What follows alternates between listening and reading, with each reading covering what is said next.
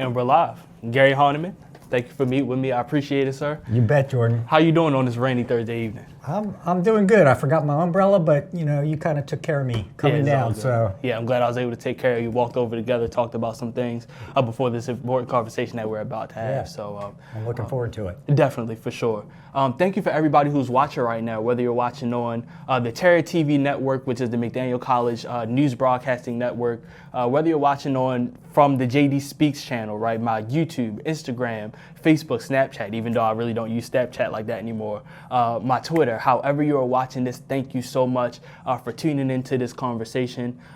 Just quick shout out to Terra TV, right? Gary, for being here. Thank you so much. And we're going to talk about some really important topics. We're going to be talking about racial equality, not only as it pertains to us and our experiences as members of the Carroll County community, but also on a national scale too, and what that looks like as far as the society that we live in as Americans. And I want to preface this conversation by saying that I'm not a social activist, right?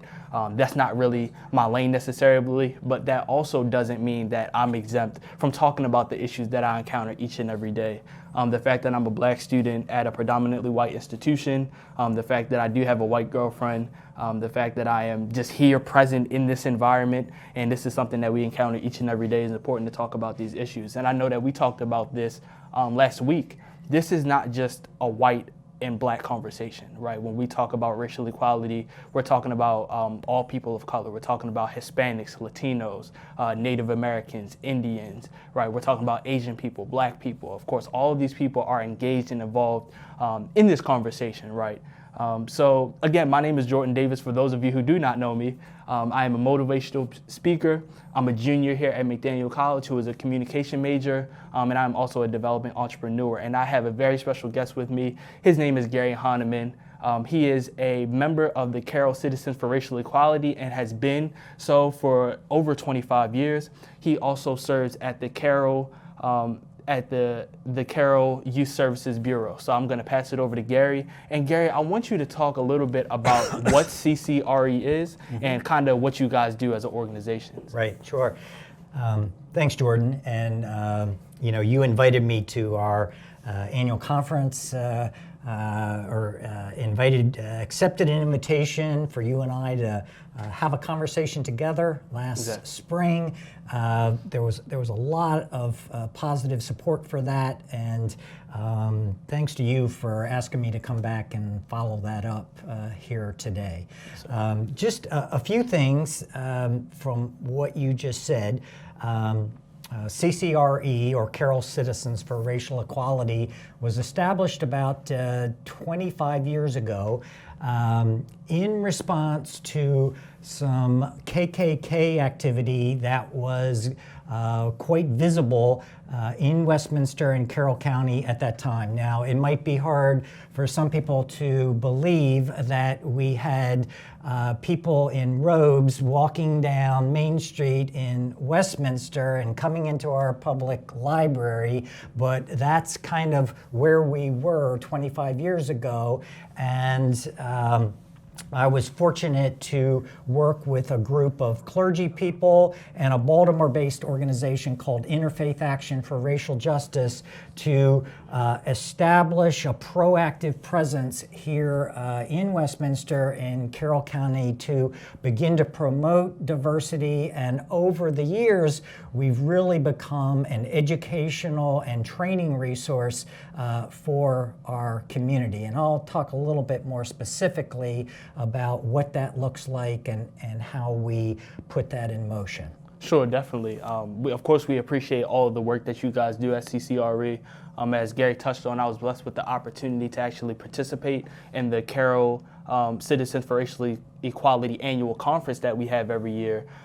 It was held this past April, I believe, or was it May? It was this past May, I believe. This past May, early May. And me and Gary sat and we had an interview. It was about 100 attendees. And we talked specifically about the Colin Kaepernick grievance against the NFL that happened earlier this year, and then later the settlement that was reached. And that was a very prominent issue and a very popular issue at the time. And I was fortunate enough to have the opportunity to speak from a perspective of, a college student, somebody who's in the Westminster community, and it was just very nice to hear other people's, opinions and perceptions on that particular issue. So right, and what I particularly appreciated about you being there was that certainly it was a lightning rod kind of issue and topic to present in the community. And quite honestly, we had some opposition to putting that conference on with that title.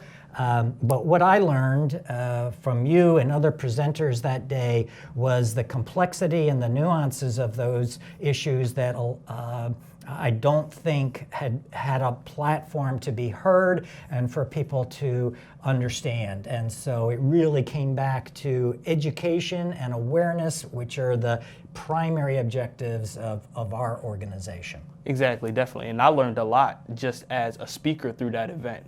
There was a lot of research that went into the topics that we talked about, research that I know I otherwise probably wouldn't have done in preparation of that. And it's really kind of opened the floodgates for me as far as doing research and reading on my own about social justice. And I just want to frame this by saying that I'm still a baby in this thing, right? I know more today about social justice and, racial issues that we had than I did yesterday, and I knew more yesterday than I did the day before. So yeah. I'm consciously just trying to make myself more aware and educate myself on these issues. Right, and I'd just like to piggyback on that I'm very much on the learning curve too. And even though I've tried to be active with this work most of my adult life, I don't think that there is such a thing as you've arrived, that you've kind of got it completely together and you are so well informed and you are so skilled at thinking about and responding to all of the nuance of a very complex issue. And I guess when I hear people say things like, I'm not prejudiced and I don't see color, I'm always struck by that because, first of all, unless you're telling me that you're blind and you don't see color, you absolutely see color. And there's nothing wrong with seeing color. It's kind of what you do with that. And as far as the comments about, I'm not prejudiced, well, that often is can be a kind of a first step of defending against being open to new information. So just to kind of speak to some typical kind of responses that we often hear. And I'm not being judgmental or blaming in that. I'm just saying that that's something I've learned over the years, that those are comments and reactions that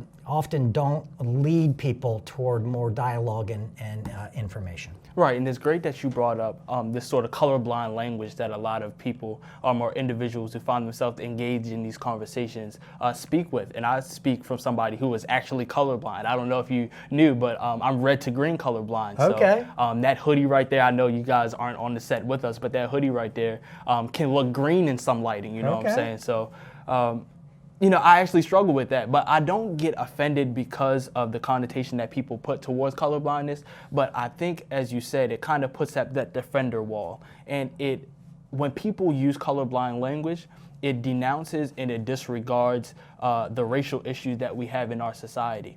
Saying that you don't see race as something that separates people, as something that causes issues in our society, it's pretty degrading for the people who actually suffer from racial issues. And the fact that people are saying that they're colorblind or that they don't see color is saying that their experience being different from somebody else's has nothing to do with their skin color, which is absolutely not the case in the society that we live in. Right. And at the same time that I am a proponent of people being open, I think we need to acknowledge times when we misspeak or we say things based on the lack of experience or information, that we're all human. And I think, unfortunately, things have gotten to a point where there's not much tolerance for that. So definitely. Again, if you go back to the goals and objectives of CCRE, it's about acceptance, education, and embracing people. Exactly. And the whole point of us having this conversation right now is to bring awareness, especially to the people that are in the Westminster community, but most importantly, the students at McDaniel College. And this is a topic that I'm passionate about because it has changed my life in so many ways as I go now into my intercultural communication class with a more sense of awareness of just what's going on in the world. You know, I'm waking up and I'm reading the news and I'm reading the stories and I'm listening to the podcast. And I often ask myself, why is it so important for young people to engage in this kind of conversation, to be a part of this conversation, to, you know, obtain this information for themselves? And I think I talked about this example to you earlier last week, where I had a student in my intercultural communication class, and he said, you know, I really don't watch politics and I don't listen to politics because it doesn't apply to me. You know, politics doesn't affect me. And my eyebrows raised too, because of course, like this is a white student. And I told him, I said, I understand that your privilege up until this point has gotten you to a certain position without having to know about these kind of things. But the fact that you just completely disregard and say that politics doesn't play a role in your everyday experience is just mind-blowing to me, especially at the college level. So this is why it's important to have these conversations, because if the majority keeps on having this mindset, we're not going to have a lot of progress in these conversations that we're having. Because for you to say that politics plays no role in your experience, like you're going to go into the workforce one day and you're going to encounter a minority whose their race and politics has played a role in their experience. So even if it doesn't affect you, it is going to affect somebody else that is close to you, affect somebody that you're going to work with every single day. So you need to be aware of these issues, because when you walk into the office or when you walk down the streets of Baltimore, which is only 30 minutes from here, you need to know about the experiences that minorities go through each and every day as a result of politics. Mm-hmm. Yeah. So the only thing I would add to that is that there's the personal awareness and enrichment of allowing yourself to be in a learning posture. But if you look at corporations and the economic sector of the United States, often where there's a financial incentive to educate people, be more aware, be more sensitive. You're seeing HR, human relations departments and personnel managers beginning to stand up and pay attention to the importance of what we're talking about today. Because they literally can't afford to not do that. And on one hand, maybe it's kind of sad that there has to be a financial incentive to do this work, but on the other hand, however it gets done, whether it's in educational settings, professional settings, with industry, as well as community initiatives, it really needs to happen on all fronts. Exactly, and as you brought up community initiatives, I want to ask you, what are some of the specific actions that the Carroll Citizens for Racial Equality has done over the past few years in order to, you know, further racial equality in Westminster? Right. There was a time, going back again to 25 years, where we served as a resource to Carroll County Public Schools. At that time, there was no minority achievement kind of program going on with Carroll County Public Schools. During those years, there was no NAACP chapter in Carroll County. That came some years later. There was no Hispanic representation advocacy resource here in Carroll County. So CCRE really started at the ground level with promoting diversity in Carroll County. And again, it was kind of reactive to what was happening with overt racial discrimination that was front and center in this community. But it evolved over time to try to influence more the cultural and educational components of this community. Now, years later, the Carroll County Public Schools, they have those resources. They have some expertise in terms of minority achievement and trying to provide education and support, and not just for the African American community, but as you referenced before, all the populations that may be underrepresented or overlooked in our educational system. Right, and that's some great work that you guys have already done. And it's definitely important to say that in order to have this level of progress, it's not easy to do. Like we've done a lot of fighting and a lot of debating. Yep. We have had some resistance. For sure. And when you were talking earlier about diversity, that we're not just talking about black-white issues, but we're also talking about sexual orientation, we're talking about gender issues, we're talking about populations that have been disempowered historically and how they can be brought front and center and be supported. So our conferences have ranged from addressing the LGBTQ community and bringing that kind of front and center, our Hispanic community, and there have been some other kind of diverse topics that we've addressed over the years. As you mentioned, most recently, the focus was on, or the topic was on Kaepernick's taking a knee stance and what that represented. Right, and we've tried to fill that void over a number of years and with regard to different situations and institutions. Exactly, and I appreciate CCRE's efforts in involving young people into these conversations, because so many young people limit their expression about racial issues to a 160-character response on Twitter or Instagram posts, where we're having real conversations in real time with people that could potentially do something about it in our community. And I think we talked about this a little bit last week, right, about how CCRE has jumped through a lot of hoops in order to put these conferences on, and you talked about how you guys were trying to get into Carroll Community College in order to house this conference. But a lot of the city officials that we come in contact with, like even the higher ups at the colleges, have a certain identity, and they are not open to even housing the conversations themselves. That's correct, and that's really unfortunate, and it speaks to the fact that we've still got a lot of work to do. Right. We can't yet create a completely open forum, particularly in a public tax-funded kind of institution, to do the kind of work that you and I are talking about today. Exactly. And so we have to just keep looking at opportunities and organizations that will open the door for us and allow us to do this work. And over time, hopefully that filters out to the larger community. Right, and just in a more general sense, right? When we talk about racial equality, not only in the community but just like across the nation. I talk to my girlfriend all the time. She's a political science major. She wants to go into law, and we have these conversations often.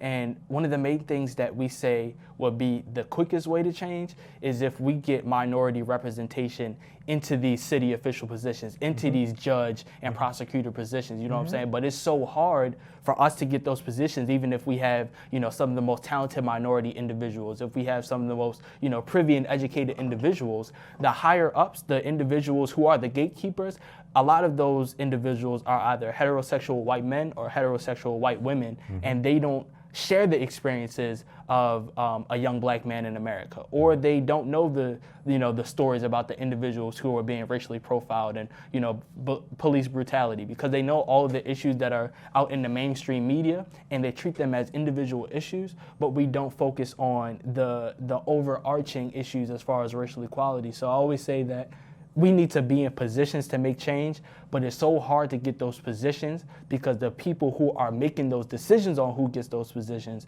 are not diverse in a sense. Right.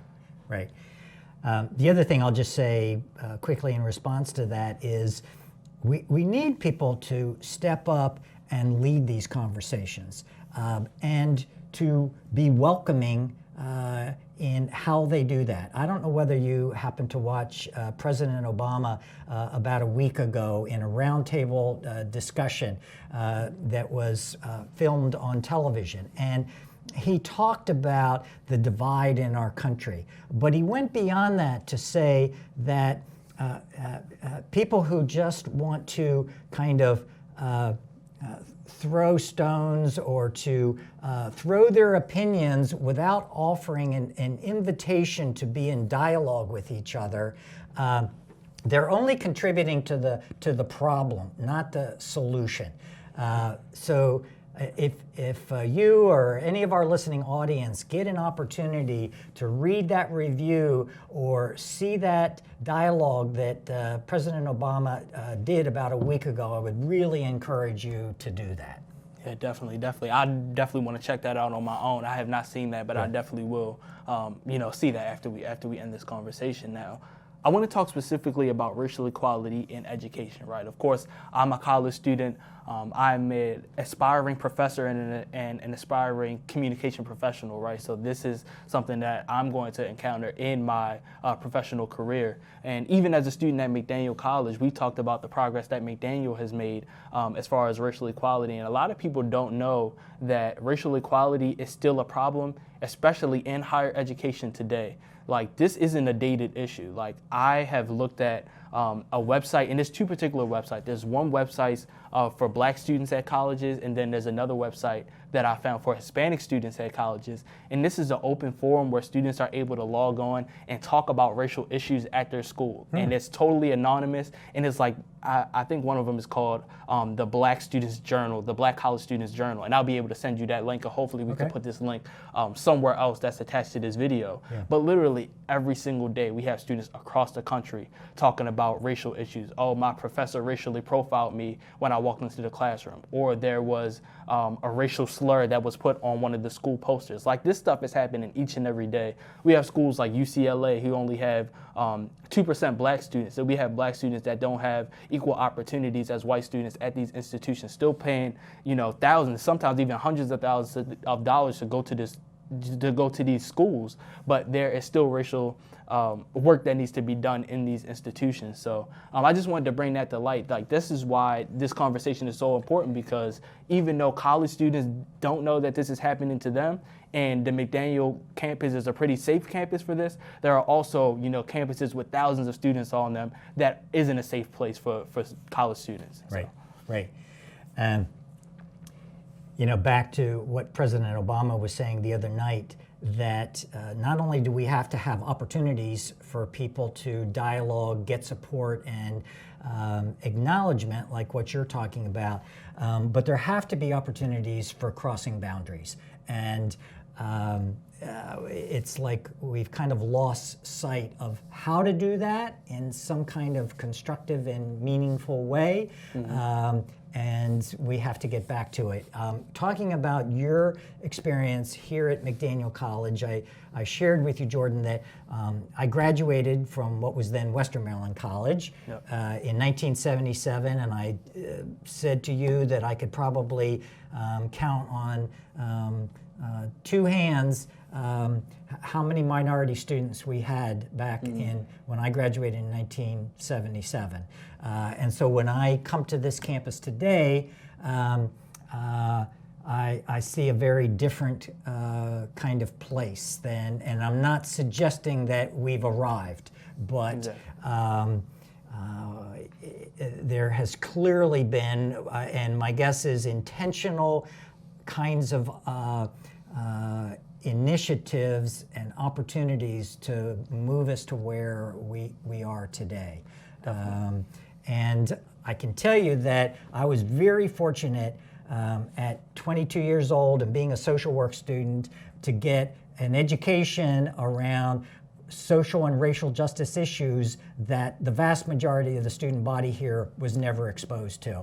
And that was really the beginning of the journey for me, and led me to a colleague who went to school here with me, who opened up Interfaith Action for Racial Justice in Baltimore City.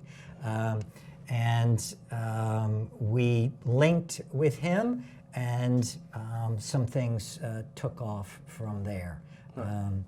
So just to give you a little history from, where I was and where you are today, how you are continuing the work. Yeah, history is important, and it's amazing and it's kind of unfathomable to think that there were people like wearing white hoods 25 years ago, just freely walking around the streets of Westminster. That's not that long ago. It's really not. But you know what's happened is that it's kind of gone underground, if you will. The discrimination, the racism is perhaps now more subtle, unspoken. It's still influencing, in an institutional sense, our culture today. Exactly. And again, that's not to suggest we haven't made progress, but it's taken a different form. And in some ways, it's a different kind of insidious aspect of our American culture. Exactly, definitely. And that's like a whole conversation on its own as far as institutional racism. And I know we're kind of low on time. Yeah. I do want to highlight, though, the work that McDaniel College has done, as you spoke about earlier, as far as becoming a more diverse, more inclusive campus community. This past year, we just welcomed not only our largest freshman class in McDaniel College history, but also our most diverse freshman class in McDaniel College history. A class that's so diverse that the number of minority students in this freshman class actually outnumbered the number of majority students in this freshman class. You had shared that with me, yeah. Yeah, definitely. And I was fortunate enough to become a part of their orientation this past summer. I was a local leader, which is kind of like a pre-orientation facilitator for these students. They will have the opportunity to come during the weekend over the summer, and we would have about 60 to 70 students per session, and we would break into small groups. We would lead activities. We would take them down to Westminster and share the history with them, as well as the different engagements and activities that they can engage in in downtown Westminster. We expose them to campus resources, how to talk to their professors to get certain opportunities. So we are becoming a more inclusive campus that is becoming more diverse, but we are also making a conscious effort to give aid, the aid that we talked about, and the help for these students that they need. And one cool thing that I actually learned today was that there is a required class for freshmen that wasn't originally offered to them, and that is this My Career course that freshmen, not only the freshmen are going to be taking, but once they become a junior, they're required to take it by their junior year. That is going to expose them to more career opportunities. So I just thought that was an amazing thing that they added. Yeah. And didn't you say to me when we were together last week that you're going to be doing a presentation to the freshman class, or there's some opportunity for you coming up here? Yes, I am, definitely. So for this Jan term, that is coming up, January 2020. I've had the opportunity to speak to the entire freshman class. Okay. And it's in concert with a class called My Design, and it's all about career readiness, right? What do you do in order to go about choosing your major, to choose the professional career path that you would like to go down, and then how to capitalize on those opportunities once you leave McDaniel College.